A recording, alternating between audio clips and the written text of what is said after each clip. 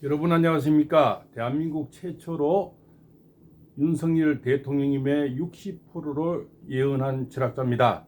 그것은 12월 4일부터 제가 말씀을 드려왔고요. 그 부분이 날짜와 프로수를 정확하게 제가 말씀을 올렸습니다. 현재도 영상이 그대로 다 보존되어 있습니다. 저는 편집을 할 줄 모릅니다. 찾아보시기 바랍니다. 오늘 그에 대한 근거와 이유, 또 윤석열 대통령이 이길 수밖에 없는 근거를 말씀드리겠습니다. 그래서 윤석열 대통령이 처음에 계엄을 선포한 날이 12월 3일입니다. 그것은 바로 소설이 좀 끝나는 그런 지점인데요. 24절기 중에 소설과 대설이 12월 8일에 대설이 시작되는데 그게 3일, 5일 정도 놔두고 계엄이 선포됐습니다. 여기서 이런 말씀을 드리겠습니다. 윤석열 대통령은 천재 중에 천재다. 하늘이 내리신 분이다. 어떻게 이렇게 하늘의 운기와 딱 맞아 떨어질 수 있는지 그에 대한 이유를 오늘 1편, 2편에 나누어서 말씀 올리겠습니다. 자, 우리나라는 24절기가 있습니다. 이것을 잘 이해해 주시기 바랍니다.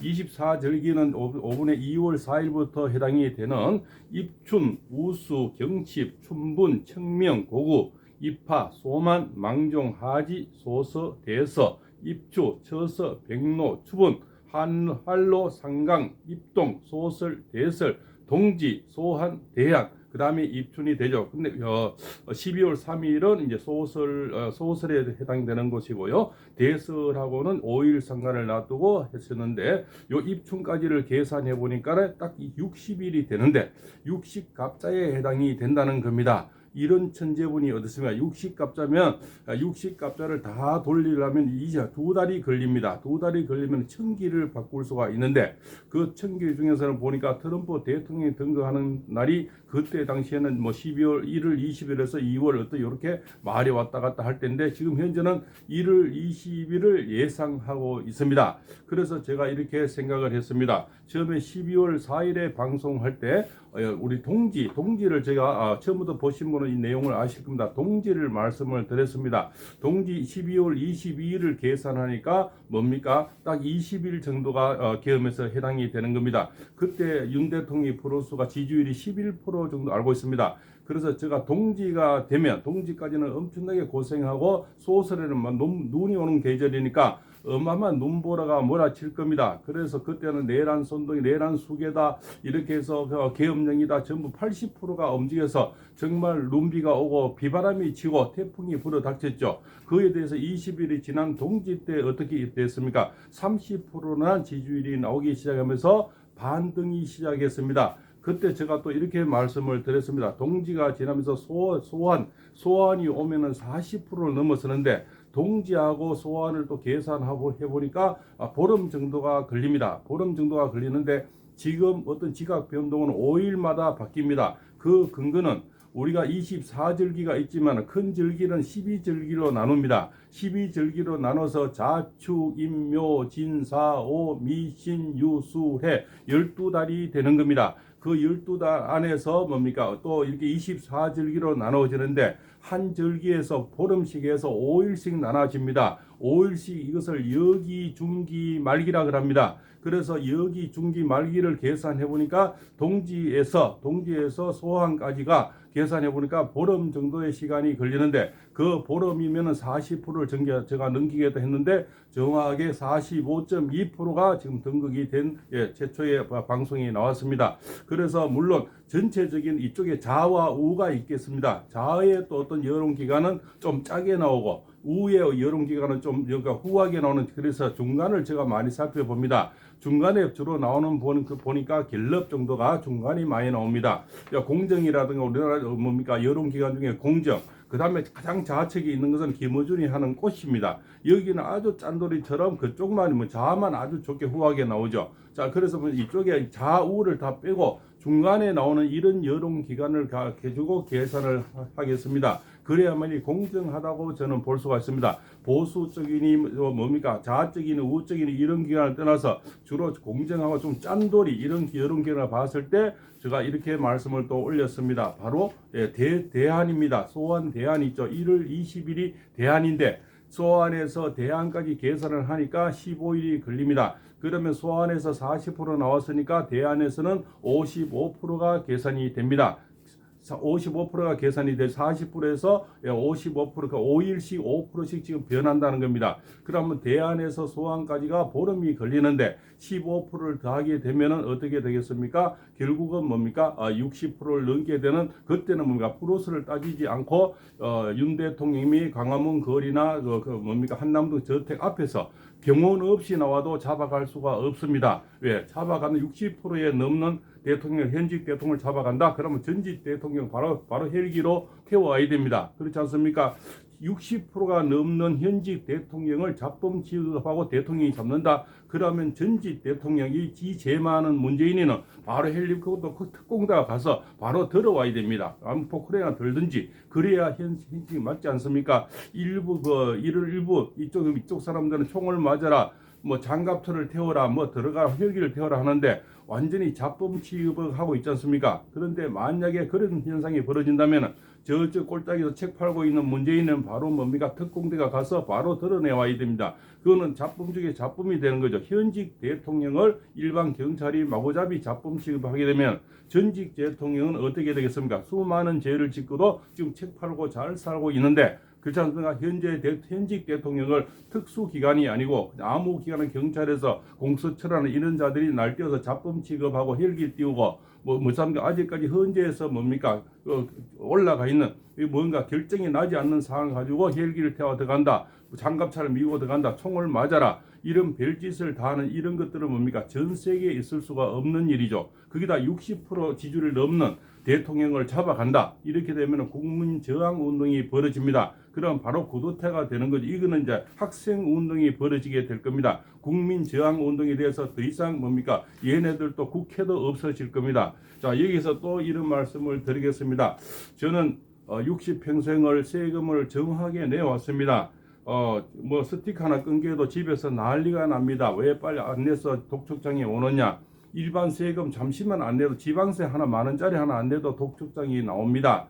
그리고 정말 아니할 말씀으로 저는 이런 말씀을 드리겠습니다. 저는 현직 대한민국 장애우 2급 장애우의 아빠입니다. 34살이 되고요. 예, 그렇습니다. 자, 우리가 60평생을 세금을 내고 왔는데 장애우의 혜택은 뭡니까? 부모가 있는 사람은 그냥 30만 원 정도의 내외가 됩니다. 그러면은 뭡니까?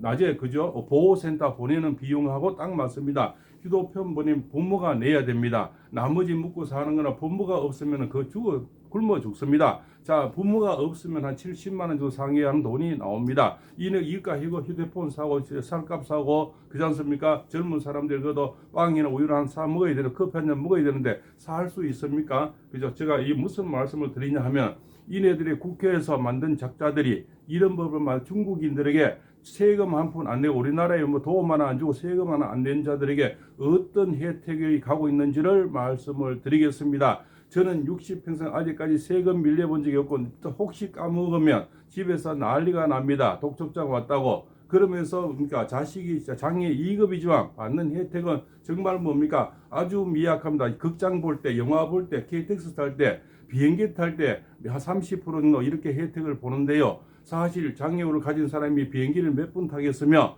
KTX를 몇 분 타시면 영화를 평생 몇 분 보겠습니까? 차라리 살값을 할인해 주든가, 그렇지 않습니까? 이런 어떤 현실에 있는 이런 할인이 되면 이 장애우들이 도움이 될 건데, 전혀 크게 도움을 뭔가 생각지만큼 많이 받고 있지를 못합니다. 그런데 저 대륙에서 온 그런 중국인들에게는 이 국회에서 만든 법을 알려드리겠습니다.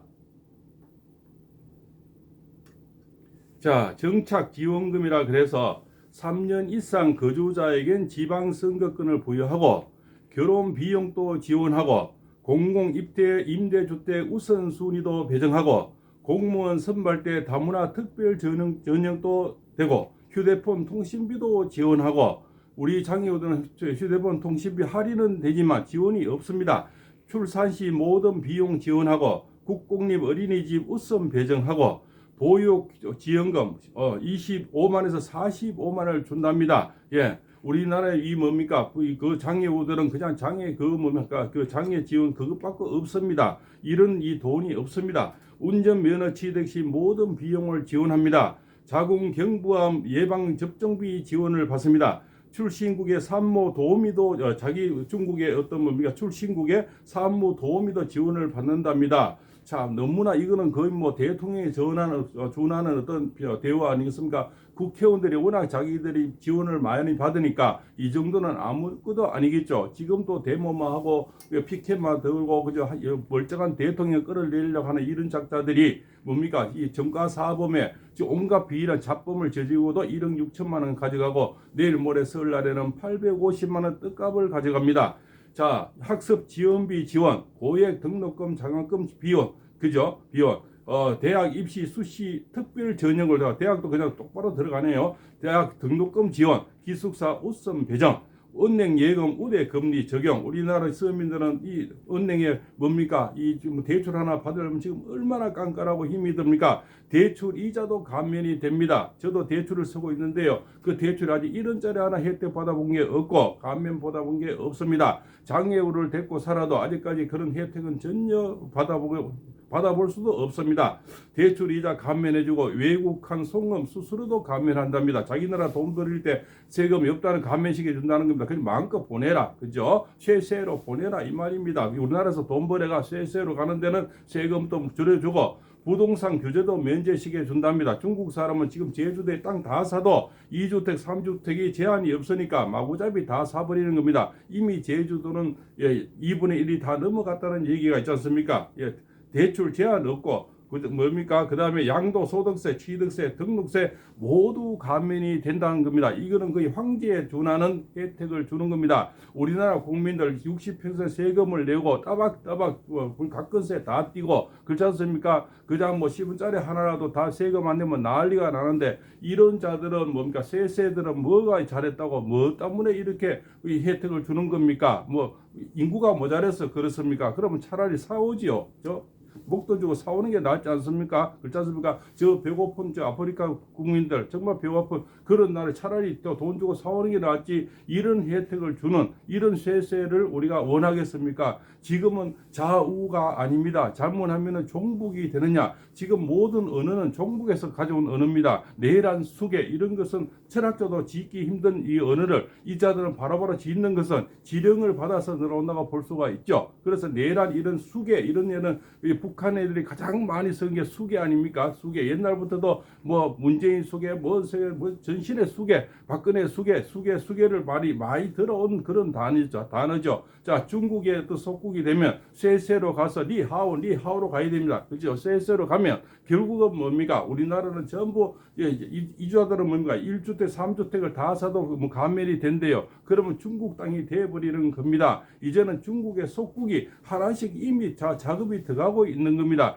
그것을 뻔히 아는 작자들이 이런 법을 만들어 이것은 실제 있는 법입니다. 제가 만들어낸 법이 아닙니다. 어떻게 이렇게 함부로 말을 하겠습니까? 절대 할 수가 없습니다. 그래서 지금 절체절명의 우리나라는 위기에 와 있다. 이런 말씀을 드리겠습니다. 1부 마치고 2부에서 뵙겠습니다.